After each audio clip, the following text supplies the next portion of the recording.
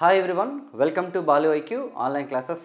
RBI governor Sanjay Malhotra గారు మనకి monetary పాలసీని ప్రకటించడం జరిగిందండి. అయితే మానిటరీ పాలసీలో భాగంగా రెపో రేట్ని 25 బేస్ పాయింట్లు తగ్గిస్తున్నట్లయితే అనౌన్స్మెంట్ ఇచ్చారనమాట. మరి ఈ బేస్ పాయింట్లు తగ్గించిన తర్వాత ప్రస్తుతం రెపో రేట్ అనేది మనకి 5.25% ఉందండి.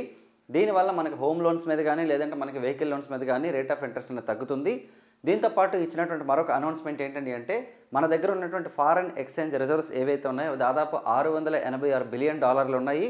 నెక్స్ట్ 11 నెలల వరకు మనం ఏవైనా సరే ఇంపోర్ట్ చేసుకోవాలంటే మనకి ఎలాంటి ప్రాబ్లం లేదని చెప్పేసి ప్రకటించారు. అట్ ది సేమ్ టైం ఏంటంటే మనకి ఏదైతే ఓపెన్ మార్కెట్ ఆపరేషన్లను కూడా రిజర్వ్ బ్యాంక్ నిర్వహిస్తుంది కాబట్టి దాదాపు 1,00,000 కోట్ల వరకు ప్రభుత్వం యొక్క సెక్యూరిటీలను ఓపెన్ మార్కెట్లో వేలం వేస్తున్నట్లయితే కూడా ప్రకటించడం జరిగిందండి.